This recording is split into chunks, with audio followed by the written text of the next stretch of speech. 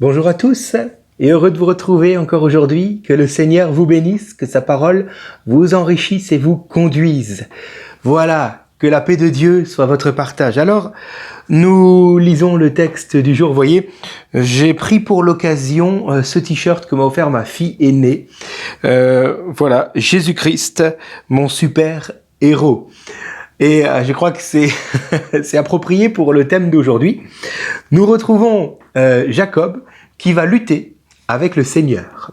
Et oui, vous l'avez bien entendu, je lis pour vous Genèse chapitre 32, à partir du verset 24. Il est écrit ceci. Jacob demeura seul. Alors un homme lutta avec lui jusqu'au lever de l'aurore.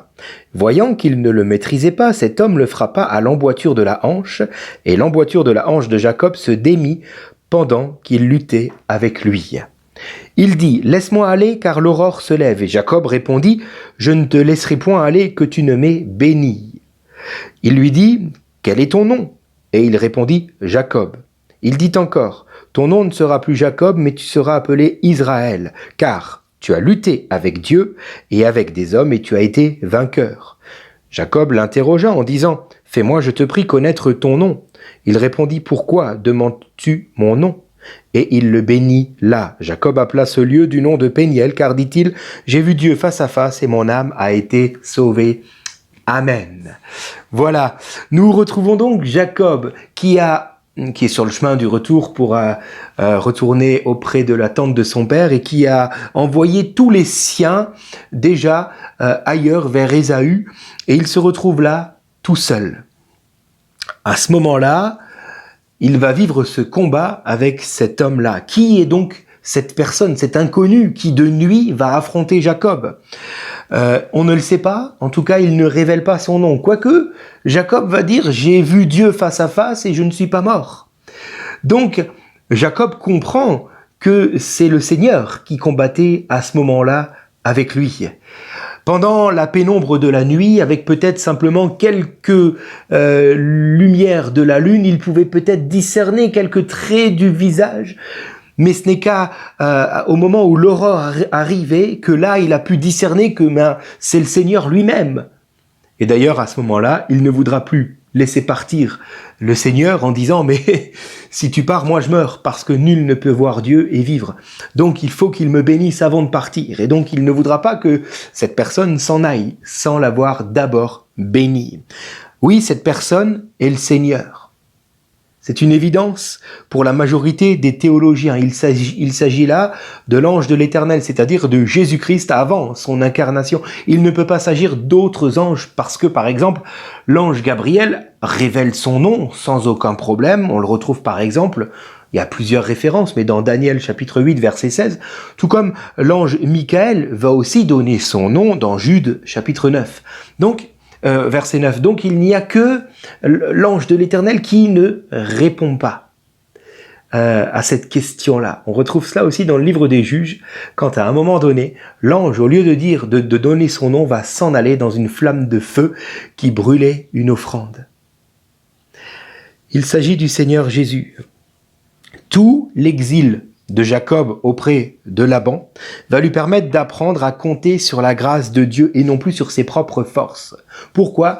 Car le trompeur qu'est Jacob a été trompé par, plus fort que lui, Laban.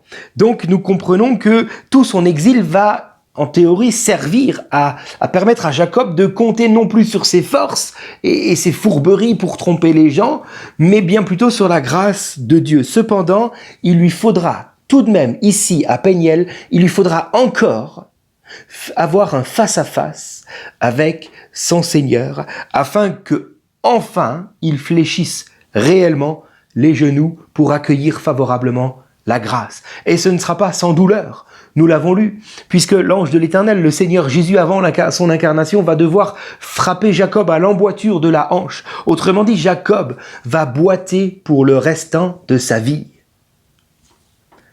Mais au moment où Jacob reconnaît son péché, il sera restauré. Nous l'avons lu, le Seigneur lui demande quel est ton nom et Jacob va à ce moment-là confesser sa vraie personne. Il va dire « je suis Jacob ». Autrement dit, rappelez-vous, Jacob veut dire « je suis l'usurpateur, je suis le lutteur ». Celui qui lutte, celui qui trompe.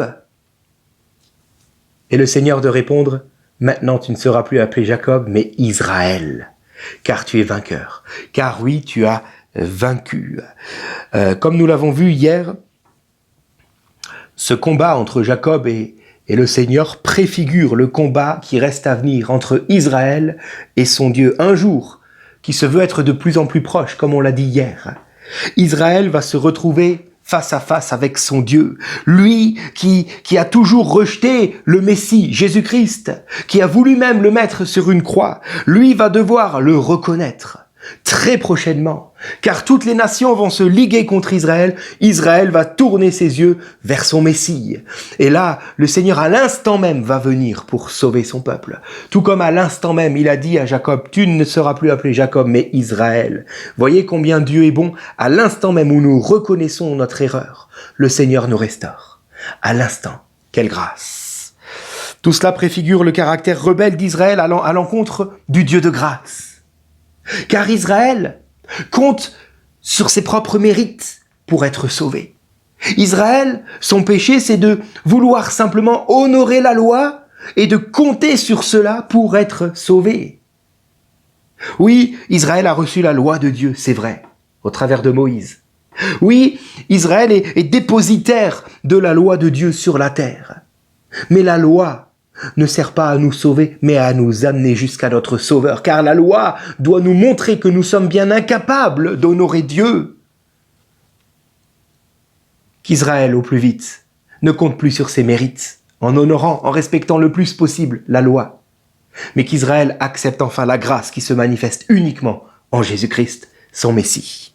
Alléluia, le jour où Israël reconnaîtra son caractère rebelle, son cœur dur qui préfère honorer la loi de Moïse plutôt que le Messie Jésus-Christ, le Messie de la grâce. Le jour où Israël reconnaîtra ce caractère-là, Jésus reviendra.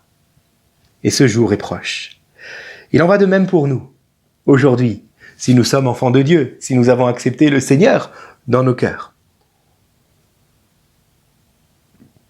À l'image de Jacob, tant que nous compterons sur nos propres forces, sur nos mérites pour recevoir les bénédictions célestes, alors nous nous opposerons au Seigneur.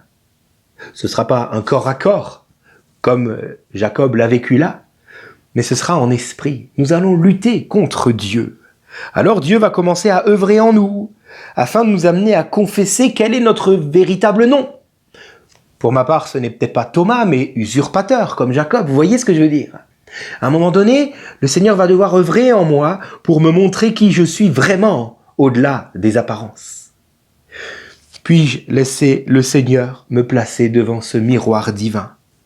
Nous devons cesser de nous cacher derrière des masques purement religieux et reconnaître notre véritable identité, afin de recevoir toute bénédiction de Dieu uniquement par la grâce et non par les mérites. Afin de laisser derrière nous, enfin, dans cette ancienne vie que nous ne voulons plus, tous ces mauvais noms qui nous collaient à la peau jusqu'à ici.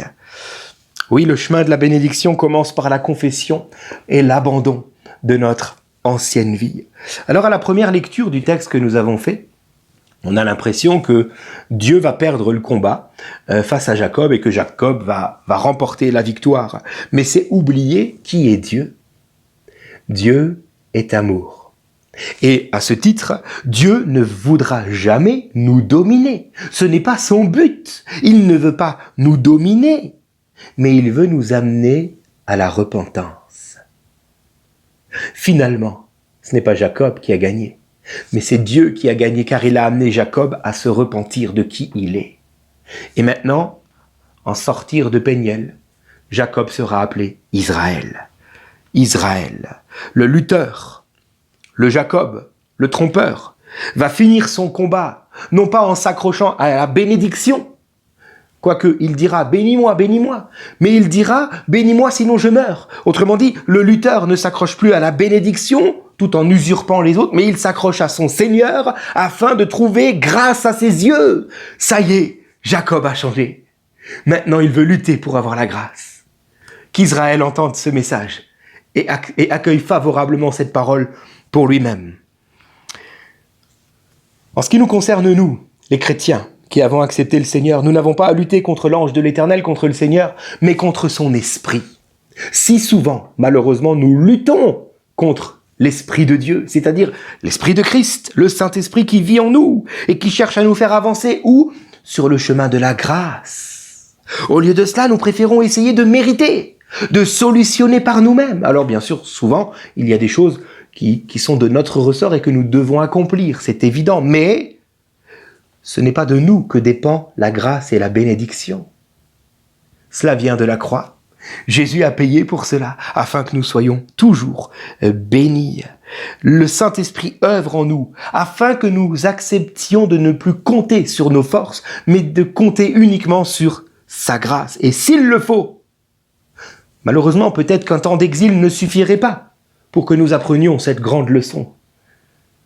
Mais s'il le faut, l'Esprit pourrait bien frapper l'emboîture de notre hanche, à nous aussi, afin qu'enfin nous acceptions de changer. J'entends par là que notre santé pourrait être touchée, nos relations, nos talents, notre caractère, notre réputation, nos biens, que sais-je.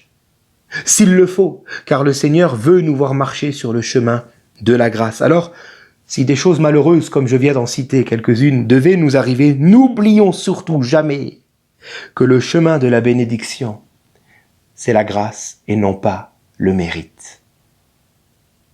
Que Dieu vous bénisse. Mon Dieu, merci pour ta parole, pour l'exemple de Jacob. Oh Seigneur, pardonne-nous si nous avons peut-être nous-mêmes lutté contre le Seigneur au travers de son esprit qui vit en nous. Souvent, nous l'attristons. C'est écrit dans ta parole dans Éphésiens au chapitre 4. Nous pouvons attrister le Saint-Esprit en négligeant de marcher en nouveauté de vie. Seigneur, nous ne voulons pas nous accrocher à nos mérites. Nous ne voulons pas nous accrocher à ce qui est charnel. Nous voulons marcher simplement et dans la grâce, Seigneur. Alors, pardon. Et permets-nous maintenant de nous relever de cette ancienne manière de vivre pour la laisser à la croix et de continuer notre chemin sur le chemin de la grâce. Merci car il n'y a aucun mérite. Ce n'est que grâce que maintenant tu choisis de nous bénir. Amen. Voilà. Soyez bénis justement et je vous dis à demain.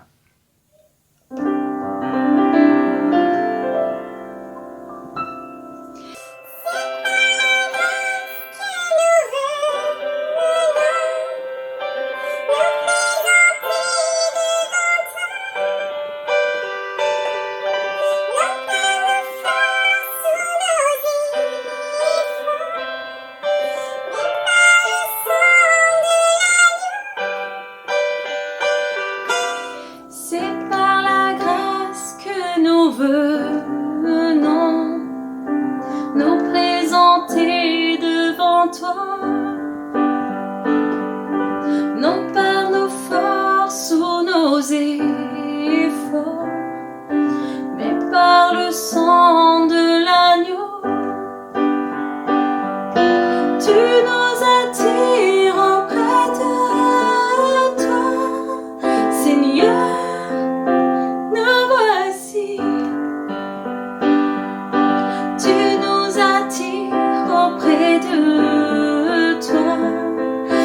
Ta grâce nous voici. Si tu comptais tous nos péchés, qui vivrait?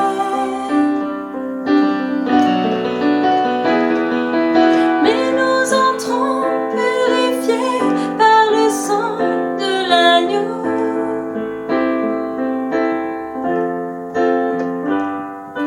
C'est par ta grâce que nous venons nous présenter